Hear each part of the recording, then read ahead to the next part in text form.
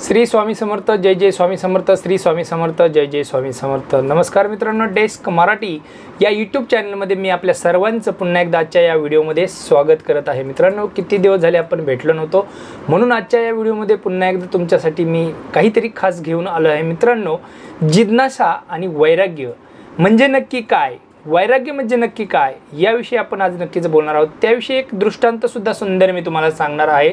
नक्की वैराग्य म्हणजे काय, संसार म्हणजे काय, तर याविषयीची नक्कीच मी एक दृष्टांत गोष्ट तुमच्या पुढे मांडणार आहे।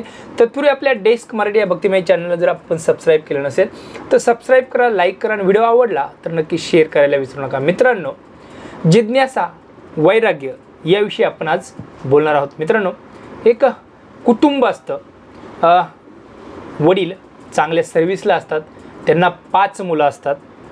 आई आणि वडील हे दोघेही काबाड कष्ट करून आपल्या मुलांना अगदी व्यवस्थित सांभाळतात, परंतु पैशाचा लाड, पैसा जास्त जर असला तर आपल्या मुलांना त्याचा योग्य वापर कसा करावा, त्या मुलांनी कसं राहावं, त्या मुलांकडून कोणत्या गोष्टीत पैसा खर्च व्हावा याचं लक्ष भान जर त्या कुटुंबाने त्या मुलांना जर त्यांच्यावरती ठेवलं नाही तर ती मुलं वाहवत जातात एखाद्या गोष्टीकडे। त्यांचा जो जे त्यांना करायला हवं, जे नाही करायला हवं याविषयीची जाण जर त्या वयात त्यांना करून नाही दिली तर मुलं बिघडतात असं म्हणतात। तर असंच झालं मित्रांनो या कुटुंबाच्या बाबतीत सुद्धा। त्यांनी अजिबात मुलांकडे लक्ष दिलं नाही। बाबा मला एवढे पैसे पाहिजे, बाबा मला तेवढे पैसे पाहिजे, आई मला एवढे पैसे पाहिजे म्हणत तेव्हा त्यांना ते देत गेले आणि त्याच्यामुळे त्यांचं काय झालं की ते वाईट वळणाला लागले, कुठेही अनावश्यक पैसे खर्च करू लागले आणि ह्या खर्चापायी त्यांना वाईट व्यसनं लागली, वाईट सवयी लागल्या। 5ही मुलं अगदी वाया गेल्यासारखी झाली, अगदी त्यांना काळजी वाटू लागली। आई वडील आता म्हातारे झाले होते, परंतु यांनी न काही काम करता फक्त वडिलांच्या पैशावरती मजा मारणे हाच दिनक्रम त्यांच्या आयुष्यामध्ये झाला होता। एक दिवस एका मुलाला पैसे कमी पडले, वडिलांच्या खिशामध्ये 200 रुपये होते।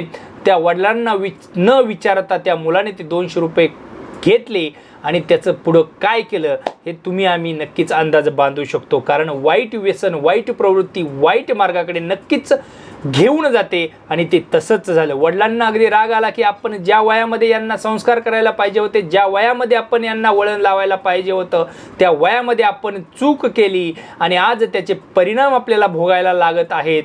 तर नक्कीच त्या मुलाने 200 रुपये नेले। वडील वैतागले की आता यांना कसं यांना हे करावं काही समजत नव्हतं। शेवटी स्वतःच प्रायचित्त करायचं असं ठरवलं मनाशी आणि आपल्या बायकोला न विचारता आपले बॅग भरून वडील ती वळकुटी धरून, कपड्याची आणि गाठोड्याची वळकुटी धरून घराबाहेर निघायला प्रवृत्त झाली स्वतःहून। पण ते त्या मुलांच्या आईने पाहिलं आणि तिने विनंती केली की तुम्ही जाऊ नका, आपल्या मुलांना मागं कोण आहे, पुढं कोण आहे आपल्याशिवाय, तुम्ही जर गेले तर ते उघडे पडतील। परंतु वडिलांनी सांगितलं की आता त्यांचं वय उघडं पडण्याचं नाही, त्यांनी त्यांचं कष्ट करून त्यांना कमवायची गरज आहे।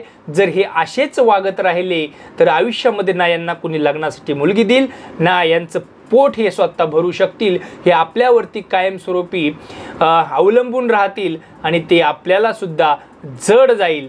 तर हे लक्षात आल्यानंतर आई काहीच न बोलता त्या मुलांकडे गेली की हे बाबांनो, तुम्ही आत्तापर्यंत जे काही केले ते केले, पण जर आता तुम्ही जर या वडिलांना अडवलं नाही तर वडील निघून जातील आणि वडिलांना जे आता 500 रुपये पेन्शन भेटते त्याच्यावरती आपलं सगळं जीवन अवलंबून आहे ते बंद होईल आणि तुम्ही उपाशी मराल। असं सांगितल्यानंतर वडिलांनी ते ऐकलं, पण वडील जाण्याच्या मार्गावरती ठाम होते। तर त्या मुलांच्या डोक्यात प्रकाश पडला की आपलं कसं व्हायचं। तर पण वडिलांकडे ते जाईनात, ॲटिट्यूड युगो हा नक्कीच मध्ये आला। तर त्यांचे वडील आहेत, त्यांचं कर्तव्यच आहे, वडिलांनी आमच्यासाठी काय केलं वगैरे वगैरे अशा सुद्धा तिथं बोलणे चालू झाल्या मुलांमध्ये। आणि शेवटी त्या आईने ऐकलं, म्हटली अरे बाबांनो पाया पडान, कसं तरी आता त्यांना थांबवा। शेवटी आईची माया ही आईची असते, परंतु मुलं काय तयार होईनात। शेवटी कसं बसं त्याच्यातले 2 जण जाऊन त्यांच्या वडिलांना म्हणले, बाबा थांबा, आमचं चुकलं, इथून पुढं आम्ही काही करणार नाही. 2 बोलले पण तिघांचा ॲटिट्यूड, इगो, गर्व हे सगळं तिथे मध्ये आलं. ते बोलले नाहीत. परंतु संसार कसा असतो, मुलांचं कसं असतं, आईचं जेवढं प्रेम आहे तेवढंच बापाचं असतं मुलांवरती.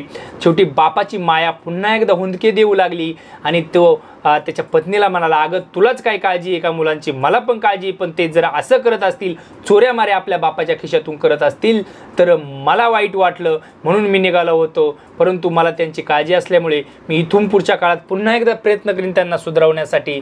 म्हणजेच काय तर संसारातून पाय काढणं, वैराग्य हे असं असतं. जिज्ञासा, वैराग्य हे नक्कीच एकदा जर आपल्या पाठी लागलं तर त्यातून बाहेर सुटणं अवघड असतं मित्रांनो. शेवटी मायेपोटी का होईना पुन्हा एकदा वडील दरवाजाच्या उंबरेच्या आतमध्ये आले आणि मुलांना समजून सांगू लागले.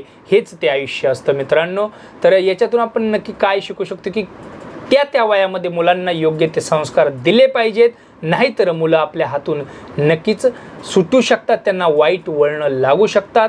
त्यांना गरज असेल इतकं नक्कीच दिलं पाहिजे, परंतु गरजेपेक्षा जास्त जर दिलं तर त्यातील नक्कीच काही टक्के मुलं ही बिघडू शकतात. तर नक्कीच पालकांनो हा विचार करायचा आहे तुम्हाला.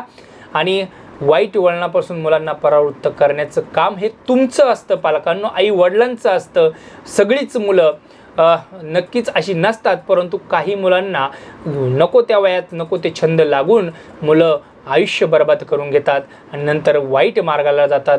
किंबहुना आत्महत्या करण्यासाठी सुद्धा काही मुलं यातून प्रवृत्त होतात. तर हे टाळण्यासाठी योग्य त्या वयात योग्य समज, योग्य संस्कार, योग्य विचार त्या मुलांपर्यंत पोहोचवले पाहिजे. रामकृष्ण हरी, श्री स्वामी समर्थ, जय जय स्वामी समर्थ. नक्कीच ह्या प्रेरणादायी विचार तुम्हाला आवडले असतील, हा दृष्टांतातून तुम्ही काहीतरी शिकला असाल तर नक्कीच आपल्या चॅनलला सबस्क्राईब करा, लाईक करा आणि नवनवीन व्हिडिओसाठी आपलं जे बाजूला नोटिफिकेशन आयकॉन आहे ते नक्कीच दाबा. आपण या चॅनलच्या माध्यमातून भक्तिमय व्हिडिओज, सणवारांची माहिती, नवीन तर सर्व तीर्थक्षेत्रांची माहिती, सकाळची पूजा विधी, तीर्थ, मंत्र, जप हे नक्कीच आपल्या चॅनलच्या माध्यमातून आपण पाहत असता.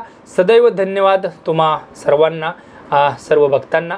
रामकृष्ण हरी, श्री स्वामी समर्थ, जय जय स्वामी समर्थ.